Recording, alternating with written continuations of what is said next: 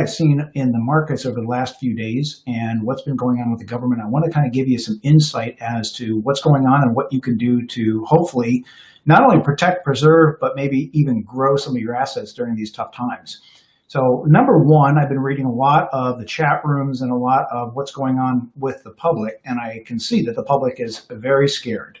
And unfortunately, we as humans have this incredible ability to forget pain and to forget sometimes why we went through certain things. Now, I've been doing this 36 years now, and I can tell you I've been through most of the major corrections back in '87.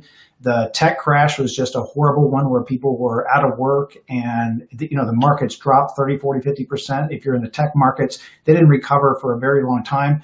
Then back again in 2001 with the terrorist attacks where, everybody was scared to go outside. Lastly, then we hit the '06, '07, and then the complete collapse of the financial institutions in 2008. Now, I read online that a lot of these people in the media want the sensationalization of saying, we are expecting 50% unemployment. We are expecting, the complete Great Depression again. I want to let you feel rest assured, I don't see those numbers at all. While we do have people working from home right now, we do have complete shutdown. This is not a situation where this will continue. Now, will there be a recovery and a rebounding? Absolutely. It's going to take a while for that to happen. But 50% unemployment may happen in the short term, mainly because people are out of work. But as soon as we get and as soon as people go back out to work, a lot of those employers are going to ask those people to come back. With some of the governmental programs that are being put out right now, they will help small businesses, they will help big businesses, and they will help reemploy the people. Now, could I see 10 to 12% unemployment? Absolutely. And is that because people don't have a job to go back to? No, it's because of the retooling effect. We went through this in 2001, we went through it again in 2008. Look, what happens is when companies lay off people, they kind of rearrange their org chart. They do away with some of the people that maybe they can have one person do two jobs, or more likely, then they have technology to replace that. So is there going to be a complete regeneration of jobs? I don't see that whatsoever. But what I do see is a reduction in the unemployment to 10 to 12%. Now, what does that mean for those of you that are investing in the stock market that are just afraid to death because you see your portfolios going down? Look, there's a term in running track, and it's called the kick. And what is the kick? Well, it is at that last leg when you are just near the finish line. You're out of breath. Your lungs are just on fire. Your legs feel like lead weights. But those winners that have the kick are the ones that see that finish line and they turn it on. Now, many, many, many people back in 2008 were coming to me and saying, should I go to cash? Should I go to cash? And I would say, absolutely not. If we can learn anything from history so you don't repeat it again, you don't go to cash in these types of environments. That's absolute financial suicide. What do? Hopefully, what you did is you bought the investments that you bought for long term. You didn't buy them to time the market. And I love it when people say, well, listen, I have a down threshold. What does that mean? Well, if it gets down to this much, I'm going to sell it. Why would you sell it at the lowest possible price? Look, the investments, this country will have revenues. This country will have businesses. We will go through a restructuring, but the companies will survive and they will make money. The last time you ever want to sell a business is when it's at its lowest.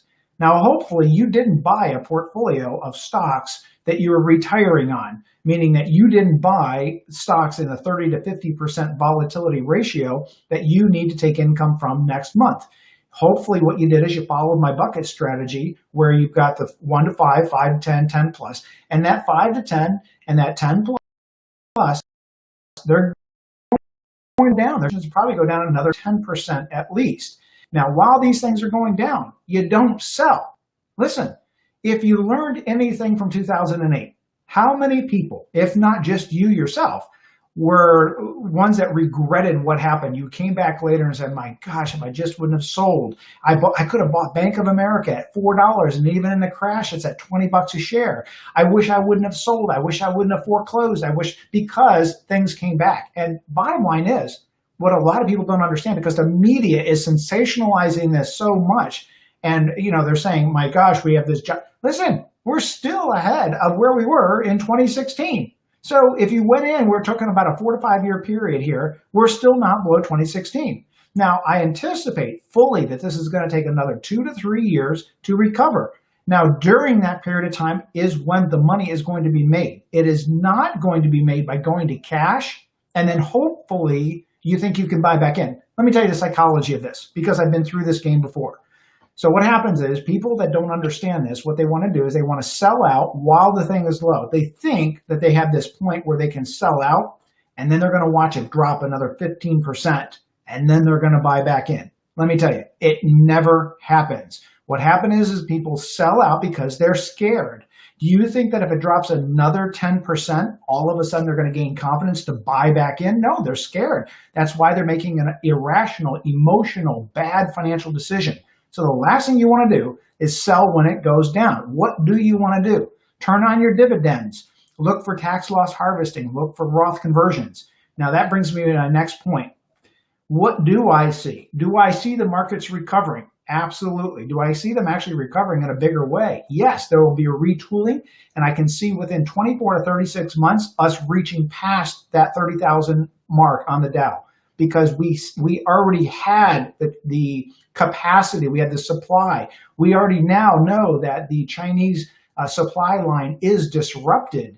That disruption will cause better profits in the long term. We already know that there's an oil war going on. Those reduced prices and reduced costs of distribution create better profits for the stockholders. This is a good thing in the long term. Right now, you have to look at it in the long term. Now let's talk about what my one giant concern is. It's not the markets. It's not actually the economy. What it is all of the stimulus, and how are they going to pay for that?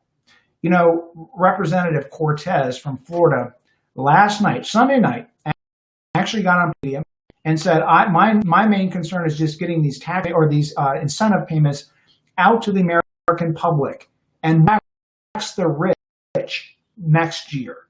We literally said this.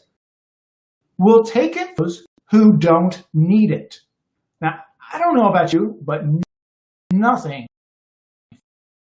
more than elected government leaders is telling us as an American. Now, not just talking about is the hardworking American. I'm talking about the person that sacrifices. I'm not talking about the person that sits at home, plays games, watches videos all day. I'm talking about the person that goes out and gets educated, works the 800 hours a week. That person that sacrifices for the American dream. They save. They don't just go out and blow it all. They put away money. They do everything that they can do to be a better American. And then you've got some representative from Florida coming out and saying, well, we're going to decide who has excess that we can take from. That's not how this country was built. That's not the country I would believe in. So this is what scares me, is that the politicians and certain politicians actually think this way. We're just going to take it from those who don't need it. How do you think that those people got it that don't need it? That's not really their decision to make. And also, how do you think that those people that saved and scrimped and saved, they have a buffer? So what are you going to do, government? Steal it from those people? That's called Robin Hood. You steal from the rich to give to other people. Now, I do admit there are a lot of people in need. That is what the government is for. That is what the taxes that we completely offended by any government politician that says to take money from us when they decide that we don't need it. Now, what is that? Now that I've got done with that rant, what does that really mean? What it means is that we've got to be very, very careful. This is not a time to start selling stock and start getting out of the market. This is a time for tax protection. What I predict in the tax environment is going to be completely different. And we have some split Congress. We can't get things through easily, and there's a lot of Democrats that control the House, and they can push these proposals. We don't know what's going to happen in the Senate. We don't know what's going to happen in November. We don't know what the public can say for sure is, no matter what happens, now is not the time to get out of the market. Now is the time to start taking advantage to try to figure out ways to make more money. This way, when they come after us for these additional tax dollars that they're proposing we don't need, we've got a little bit of back to give them back in the tax dollars. So again, I'm going to suggest a quick on what I saw over the weekend. Please, I don't care who you are. Now is not the time to go to cash. Look for opportunities. Look for areas and ideas on how you can make money. Listen, I don't know if you know this or not, but back in I promise I was stopped, but you know me, I keep talking. Back in 1929, there were more millionaires made than in any other period of time. Now, I posted this before and somebody argued and said, well, no, there was more millionaires made in the tech industry. Let me clarify. In 1929, there were more millionaires made per capita. Yes, the number of millionaires made in the tech boom was a number that was greater, but it was divided upon the population. In 1929, more millionaires were made per capita. Why? It's because the smart, steady hand, non-emotional, non-irrational people can step back and say, listen, there is an end to this. And that was about 3 to 4 years. It wasn't, 50 years. And they came out of that depression.